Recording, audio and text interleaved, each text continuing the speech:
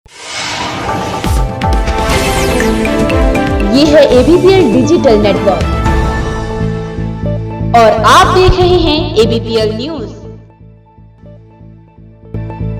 नमस्कार, मैं हर्षिता और आप देख रहे हैं ABPL न्यूज़।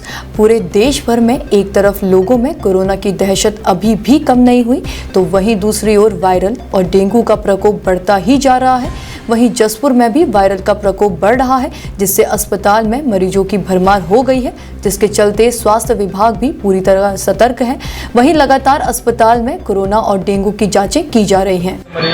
अभी पिछले करीब 15 दिन से जैसे जैसे मौसम परिवर्तन हो रहा है तो बढ़े हैं, लेकिन हम लोगों की कोविड की भी जांच करा रहे हैं साथ में और डेंगू की भी जांच करा रहे हैं। तो ऐसा कोई कंफर्म हमारे पास कोई पेशेंट नहीं है, ना डेंगू का ना कोविड का। मरीज जरूर बढ़े हैं और बुखार के मरीज आ रहे हैं लगातार, उनको पूरी दवाई दी जा रही है, पूरी जाँच की जा रही है। खटीमा में 2 दिन हुई भारी बारिश से निचले क्षेत्रों में हुए जल भराव के कारण किसानों की फसल खराब हो गई है। इस पर किसानों ने मुख्यमंत्री से अपील की है कि जिन निचले क्षेत्रों में पानी भरा हुआ है उनको बाढ़ प्रभावित क्षेत्र घोषित कर जल्द से जल्द किसानों को मुआवजा दिया जाए। 30% तो कटने वाली फसल है लोगों की। अभी पानी बरसात 3 दिन चलता रहा बहुत ज़्यादा। 5 एकड़ तो मेरा धान डूबा पड़ा, धान के पानी के बीच में धान बहुत हुआ है। देखो जी, मैं तो यही रख रहे हैं कुछ ना कुछ मिले। हमारा किसानों का कुछ हाल नहीं है, सब किसान सब पट हो गए हैं। किसानों की जो खसानी थी वो घुस गई है। 3 दिन बरसात ने हमारा नुकसान बहुत कर दिया। जो धान कटे थे वो भी भीग के बेकार हो गए हैं। अभी तो बहुत पानी भरा पड़ा, आप देखो सामने तुम्हारे पानी पानी दिख रहा है। अभी भी धान डूबा पड़ा हमारा। हो गए बरसात रुके हुए और अभी भी आप देख सकते हैं पीछे काफ़ी जल भराव अभी भी है, क्योंकि आगे निकासी का कोई साधन नहीं है और ऐसे ही फसलें ख़राब हो रही हैं। फसलों के ऊपर से पानी चल रहा है। लगभग 40% अभी फसल कटी थी और 60% इस समय फसल बाकी थी हमारी कटने वाली, और आप देख सकते हैं कि वो फसल बिल्कुल इस समय पानी में डूबी हुई है। चुनाव नजदीक आते ही चुनावी गतिविधियां तेज हो गई हैं और नेताओं के दौरे शुरू हो गए हैं, जिसके चलते नेता प्रतिपक्ष प्रीतम सिंह जसपुर पहुंचे, जहां उन्होंने पत्रकारों से वार्ता की और भाजपा सरकार पर हमलावर होते हुए कहा कि पूरे प्रदेश में आपदा आई हुई है, ऐसे में सरकार को लोगों की मदद करनी चाहिए, जिस पर डबल इंजन की सरकार पूरी तरह फेल है। असमय भारी बरसात हुई, कई जगह बादल फटे और उसकी वजह से व्यापक स्तर पर जनधन की क्षति हुई है। और मैं राज्य सरकार से भी कहना चाहता हूँ, केंद्र की सरकार से भी कहना चाहता हूँ कि जिन लोगों ने अपने परिजनों को खोया है, कम से कम उन्हें 10 लाख रुपए का मुआवजा देना चाहिए, ताकि वो परिवार फिर से अपने पैरों पर खड़ा हो सके। हम समझते थे कि केंद्र सरकार निश्चित रूप से इस दैवीय आपदा में राज्य सरकार को कोई पैकेज देगी। गृह मंत्री कल आए, उन्होंने हवाई सर्वेक्षण किया, लेकिन कोई पैकेज की घोषणा नहीं की। उत्तराखंड के हाथ खाली हैं और इन विषम परिस्थितियों में केंद्र सरकार का दायित्व बनता था कि वो राज्य सरकार की सहायता करते, लेकिन बड़ा दुर्भाग्य है, कहने के तो डबल इंजन की सरकार है, लेकिन पूरी तरीके से ये सरकार विफल है और लोग जो है आज अपने आप को ठगा हुआ महसूस कर रहे हैं। किच्छा में व्यापारियों द्वारा किए गए अतिक्रमण के चलते स्थानीय जनता और वाहन चालकों को काफी दिक्कतों का सामना करना पड़ रहा है।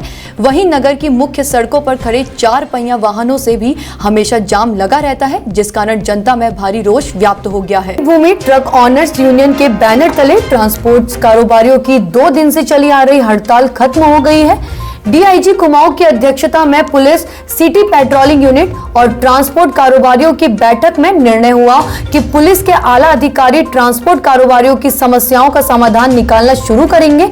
आपको बता दें पर उत्पीड़न का आरोप लगाकर 3 दिन की हड़ताल पर चले गए हैं।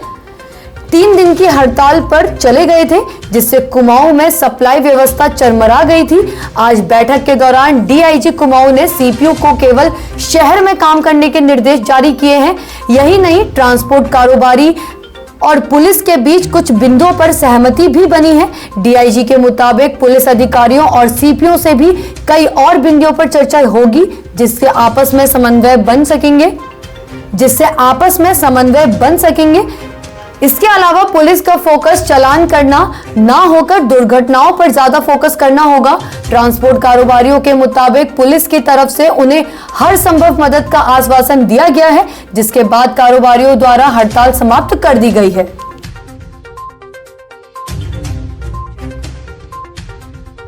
समय समय पर प्रशासन ने अपना अभियान चला के लोगों को सूचित करा है, कहते हैं कि अतिक्रमण ना करें। और मैंने भी कई बार व्यापारियों से कहा है कि अगर आप रास्ता देंगे तभी आपके पास ग्राहक आ पाएगा, लेकिन हमारे व्यापारी कुछ ऐसे हैं जो रोड पे ही कब्जा करना चाह रहे हैं। मैं उनसे पुनः अपील कर रहा हूँ, प्रशासन ने भी अपील करी है, हम आज फिर से अपील कर रहे हैं कि कम से कम वो रोड और को बंद ना करें, अपनी सीमा में ही सामान लगाएं, जिससे कि यातायात व्यवस्था और नगर में जितने भी त्यौहार हैं इन सबको सुचारू रूप से चलाया जा सके। और प्रशासन की कार्रवाई अगर किसी व्यापारी पे होती है तो फिर वो उसके लिए स्वयं ही जिम्मेदार होंगे। व्यापार मंडल ने अपने सूचना के माध्यम से, पर्सनली जाके लाउड स्पीकर के माध्यम से कई बार बता दिया है लोगों को, और अब इनको समझने का टाइम आ गया है कि हमें प्रशासन का सहयोग करना चाहिए। कई व्यापारियों की शिकायत है कि कुछ व्यापारी ऐसे हैं जो अपना सामान बाहर रखते हैं दुकानों के, और हद से ज़्यादा बाहर रखते हैं।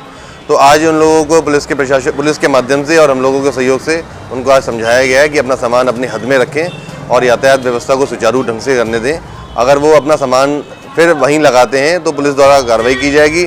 हम एक अनाउंसमेंट के माध्यम से जो है सभी व्यापारियों को सचेत कर देंगे कि अपना सामान जो है बिल्कुल बाहर ना निकालें, अपनी हद तक ही रखें, जिससे कि यातायात व्यवस्था को दिक्कत ना हो। उसके बाद भी अगर व्यापारी नहीं मानता तो जो कार्रवाई अगर होगी तो उसका स्वयं दायित्व खुद व्यापारी का होगा, उसमें व्यापार मंडल उनका कोई सहयोग नहीं कर पाएगा। ये भी अलाउंस के जरिए कई बार जो सफ़ेद पट्टी एक सरकार की तरफ से लगाई गई है, उस सफ़ेद पट्टी के आगे करके ना लगाएं, उसके पीछे ही सामान रखें। और इसकी हमने कई बार प्रशासन से भी आग्रह किया और हमने भी व्यापारियों को आग्रह किया है इस पट्टी के पीछे ही सामान लगाएं, और इसके आगे जो लगाते हैं उसके जिम्मेदार स्वयं खुद ही दुकानदार ही होगा। जबकि प्रशासन ने पट्टी भी दिया और हमने अलाउंस के माध्यम से भी कहा कि व्यापारी कम से कम अपना सामान इस पट्टी के बाहर ना लगाए, अंदर ही लगाए, इसकी दायरे में रहे। और आगे जो व्यवहार, एक तो नगर पालिका का भी हक बनता है कम से कम व्यापारियों को, जो नगर पालिका अपना टैक्स वसूलती है और उसके बाद भी उनको नजर नहीं आता कि नगर पालिका एक बार भी किसी का भी चालान करने नगर पालिका नहीं आई। सितारगंज के आंगनवाड़ी केंद्र थारू तिसोर में सूबे के मुख्यमंत्री पुष्कर सिंह धामी द्वारा चलाई गई योजना महालक्ष्मी किट बांटी गई, जिसमें आंगनवाड़ी कार्यालय पर उपस्थित होकर सभी लोगों ने बढ़ चढ़कर हिस्सा लिया है। और वहीं मुख्यमंत्री पुष्कर सिंह धामी का महिलाओं ने आभार व्यक्त किया। किच्चा कोतवाली क्षेत्र अंतर्गत महाराजापुर गांव के पीछे नदी किनारे एक महिला का शव दिखाई देने पर आनन फानन में स्थानीय लोगों ने मामले की जानकारी कोतवाली पुलिस को दी। अज्ञात महिला का शव मिलने की सूचना पर पहुंची पुलिस टीम ने महिला के शव को कब्जे में लेकर पंचनामा भर पोस्टमार्टम के लिए भेज दिया है। प्रातः सूचना मिली थी कि एक महिला जो ये बरसाती नाला बैनी नदी है, उसमें महाराजपुर पीछे गाँव के पीछे नदी के किनारे महिला का शव मिला है, और जिसकी अभी तक कोई शिनाख्त नहीं हुई है। शिनाख्त करने के प्रयास किए जा रहे हैं। मौके पर जाके पुलिस ने बॉडी का पंचनामा किया है और पोस्टमार्टम हेतु बॉडी को खुद को भेजा जा चुका है। अभी तक महिला की शिनाख्त नहीं हो पाई है और संभवतः ये महिला अभी जो बीच में आपदा आई है 18 तारीख को या उससे पहले कितने से बह के आई है, ऐसा प्रतीत लग रहा है और इसमें जाँच की जा रही है। सर उसके का अंदाज़ा लगाना संभव नहीं, क्योंकि बॉडी का काफ़ी पुरानी है, उसमें मैकेट पड़ चुके हैं, मैकेट पड़े हुए हैं, तो इसलिए उम्र का अभी निर्धारण किया जाना, एग्जैक्ट एज का निर्धारण किया संभव नहीं, लेकिन फिर भी 30-40 की एज की महिला प्रतीत हुई। भाजपा प्रदेश अध्यक्ष मदन कौशिक आज लालकुआं विधानसभा के आपदाग्रस्त इलाके के दौरे पर पहुंचे, जहां उन्होंने आपदा पीड़ित किसानों को मदद का आश्वासन दिया। इसके बाद उन्होंने अन्य क्षेत्रों में आपदा से हुई नुकसान का जायजा लिया और 2 दिन के भीतर सभी को मुआवजा देने का भरोसा दिलाया। पूरे उत्तराखंड के साथ साथ बिंदु खत्ता भी आपदा प्रभावित क्षेत्र रहा है। भारतीय जनता पार्टी के प्रदेश अध्यक्ष मदन कौशिक जी लालकुआं पहुंचे हैं, यहाँ बिंदु खत्ता क्षेत्र में प्रभावित से मिल रहे हैं, उनसे दौरा कर रहे हैं। उनसे बात करने के लिए सीधे हमारे साथ मदन कौशिक जी मौजूद हैं। आपसे जानना चाहेंगे, लगातार जिस प्रकार का अचानक से एक जो प्रकृति ने तांडव दिखाया, तमाम क्षेत्र जो है डूब गए, जलमग्न हो गए, किस प्रकार से दौरा कर रहे हैं और किस प्रकार से सहायता जो है प्रभावितों को मिल सके, उसके लिए सरकार क्या प्रयास कर रही है? देखिए, आज सुबह रुद्रपुर और अब लालकुआं विधानसभा में विधायक जी के साथ, प्रमुख जी के साथ, अपने जिला अध्यक्ष जी के साथ सभी प्रभावित क्षेत्रों में मैं जा रहा हूँ। यहाँ थोड़ी सी समस्या है कि वन भूमि होने के कारण थोड़ी दिक्कतें हैं, लेकिन अभी बैठ के बातचीत करके उसका समाधान कैसे निकालेंगे इस पर चर्चा हुई है। और मैं समझता हूँ कि किसी भी जो हमारे परिवार है जो प्रभावित हुए हैं उनको किसी भी रूप में दिक्कत ना आए, ये हमारा प्रयास रहेगा और सरकार से बातचीत करके उसका समाधान। देखिए, सबसे बड़ा सवाल यहाँ यही उठता है कि राजस्व गाँव नहीं है और राजस्व गाँव के लिए यहाँ लगातार यहाँ के लोग लड़ाई लड़ते आए हैं। भारतीय जनता पार्टी की डबल इंजन की सरकार रही थी राज्य में भी और केंद्र में भी। लोगों को उम्मीद जगी थी कि राजस्व गाँव बन जाएगा तो ये जो तमाम जो कल्याणकारी योजनाएं सरकार की होंगी वो जनता तक पहुँचेंगी। साथ ही जो आपदा जैसी घड़ी होती है तो ऐसी कंडीशन में भी तत्काल जो है मदद मिल सकती है, लेकिन राजस्व गाँव नहीं होने की वजह से समस्या है ये। तो समय भी काफ़ी कम बचा है। क्या कोई उम्मीद लग रही है कि राजस्व गाँव की दिशा में कुछ काम कर पाएगी सरकार? काम लगातार चल रहा है, लेकिन कुछ दिक्कतें आती हैं जिसको समाधान होने में समय लगता है। इस दिशा में विधायक जी लगातार गंभीरता के साथ यहाँ और भारत सरकार में अनेक बैठकें उन्होंने की है। इससे पूर्व जब मैं मंत्री था मेरे साथ भी बहुत बैठकें इस विषय में की गई हैं, हम लोग भी बैठे थे। मैं समझता हूँ कि काफ़ी आगे हम बढ़े हैं, लेकिन इसका समाधान निकलने में जो समय लगता ही है, लेकिन समय के साथ साथ समाधान निकालेंगे, ऐसा मैं निश्चित रूप से कह सकता हूँ। बिंदु खत्ता आए हैं, फौरी तौर पर लोगों को राहत मिल सके, मदद मिल सके, क्या ऐलान कर रहे हैं? हाँ, इसका हम कर रहे हैं। मैंने आज बातचीत करके कहा कि आप जितनी जल्दी होगी तत्काल आप सारे लोगों को लगाइए और इसका सर्वे करा के तत्काल रिपोर्ट दी, जिससे कि हम 1-2 दिन के अंदर अंदर जो अनुमान्य है उसको हम दे सकें। तो बिल्कुल थे हमारे पास भारतीय जनता पार्टी के प्रदेश अध्यक्ष मदन कौशिक जी, जिन्होंने सीधे तौर पर कहा है कि तत्काल फौरी तौर पर राहत दिलाने के प्रयास किए जाएंगे। वहीं राजगांव की अगर बात करें तो राजगांव को लेकर के भी सरकार प्रयासरत है, लेकिन बड़ा सवाल यहाँ यही उठता है कि बिंदु खत्ता को 4.5 साल से समय, जो 4.5 साल का जो सरकार का कार्यकाल था वह भी बीत चुका है। केंद्र और राज्य में दोनों भाजपा की सरकार है, लेकिन राजगांव नहीं बन पाया। राजगांव नहीं बनने की वजह से फौरी तौर पर जो मदद मिल जाती थी राज्य सरकार द्वारा वो नहीं मिल पा रही। तो सबसे बड़ी समस्या क्षेत्रवासियों के सामने है ही, लेकिन सरकार सिर्फ और सिर्फ दावे और वादे कर रही है, लेकिन धरातल पर अभी तक किसी प्रकार का कोई काम होता हुआ नहीं दिखाई दे रहा है। Shailendra Kumar Singh, ABPL news, Lalkuan. 2 दिन पहले आई बाढ़ से हुए नुकसान का जायजा लेने पूर्व मुख्यमंत्री हरीश रावत और कांग्रेस प्रदेश अध्यक्ष श्री गणेश गोदियाल बाजपुर पहुंचे, जहां उन्होंने प्रदेश सरकार और प्रशासन पर आरोप लगाया है कि बैराज और डैम से पानी बिना पूर्व सूचना के भारी मात्रा में छोड़ दिया गया, जिससे व्यापारियों किसानों को बहुत नुकसान हुआ है। हरीश रावत यानी कि सुनीता टमटा हो या फिर पूर्व कैबिनेट मंत्री यशपाल आर्य, दोनों ही टिकट की दावेदारी कर रहे हैं। कांग्रेस की टिकट की बात नहीं है यहाँ पर। आपदा के तहत हमारे बहुत ही सीनियर नेता आदरणीय हरीश रावत जी, पूर्व मुख्यमंत्री जी और मैं स्वयं, हमारा एक प्रतिनिधिमंडल पूरे इलाकों का इस रूप में दौरा कर रहे हैं कि कितना नुकसान हुआ और हम सरकार को इस दबाव में ला सके कि सरकार प्रभावितों को उचित मुआवजा दे।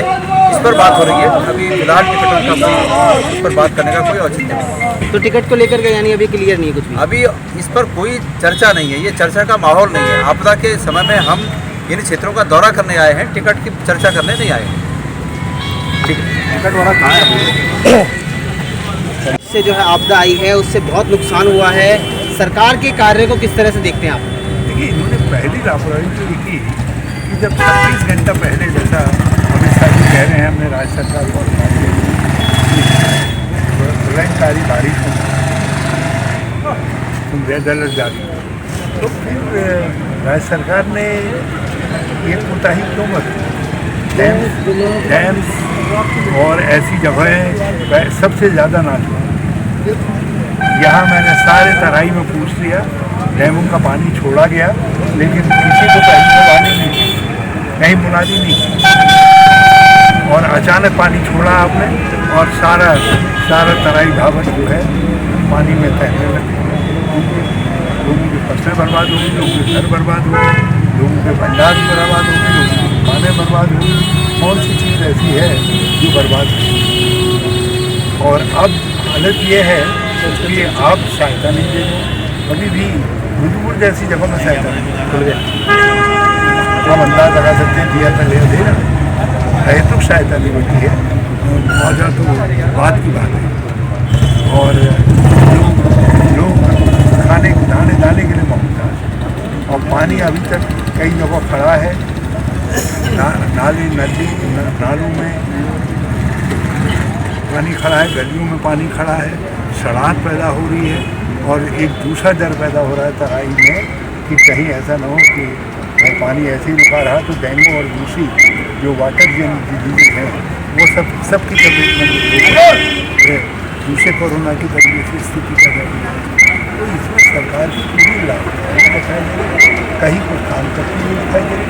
हमने तय किया हम 5 दिन का समय देंगे, अभी यही कहा 5 दिन रावत जी, जिस तरह से अब तो हम आकर के यहाँ उपवास करते हैं।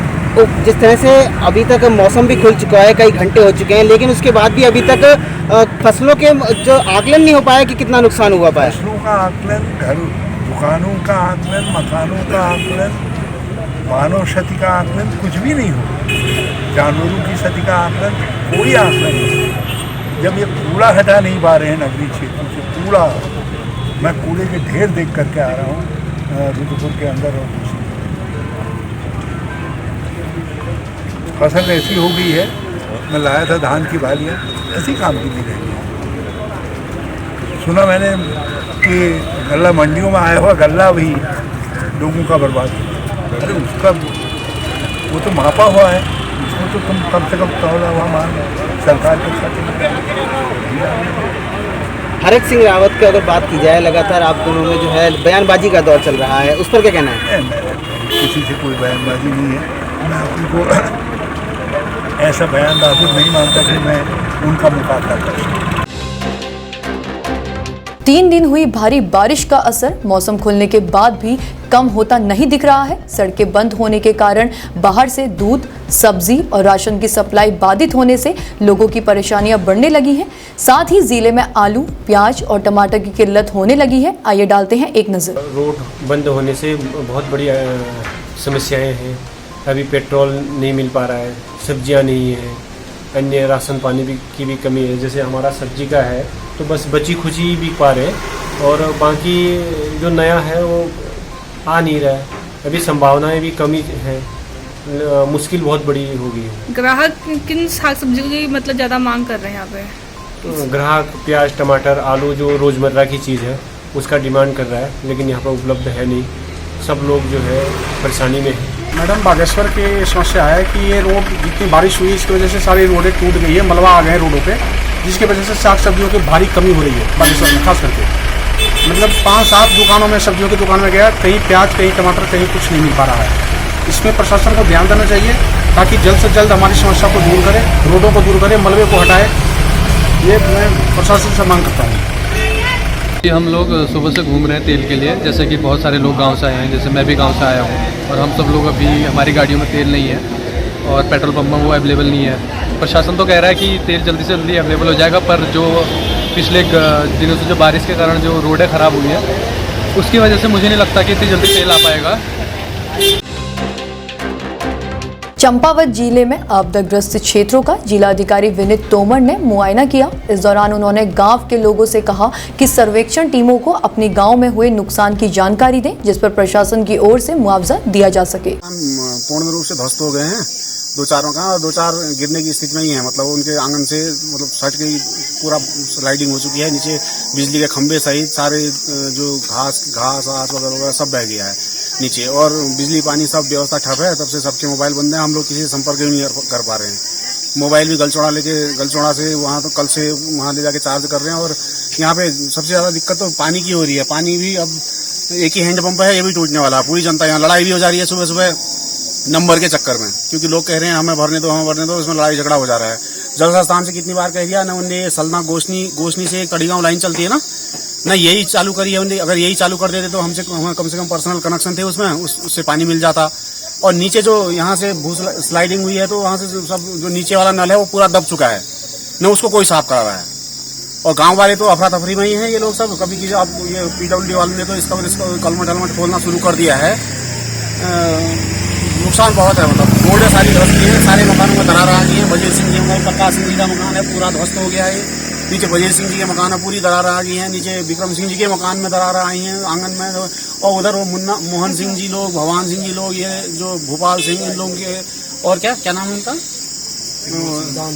दान सिंह जी और कल्याण सिंह जी और बलवंत सिंह जी, इनके मकानों के नीचे से भी सारा आंगन चला गया नीचे को। दिक्कत है सबको, बहुत परेशानी है। तो विक्रम सिंह जी बताएंगे कि यहाँ पे गल्ला गांव में इस बारिश से कितना नुकसान हुआ है और जो ये आपदा आई है, जो जितना पहाड़ टूटा हुआ है उसकी वजह से कितने कितने लोग यहाँ प्रभावित हो रहे हैं और कितना नुकसान हुआ है यहाँ पे। इसमें तो सर ये नुकसान तो बहुत आदमी का हो रहा है। इधर भी मकान वकान सब गिरने वाले हैं। आगे ये मकानों के पोर्शन देख ही रहे हो, और नीचे से जितना है वो टापू है, पूरा टापू टाइप का सब बैठ गया, सब मकानों में दरार आई है।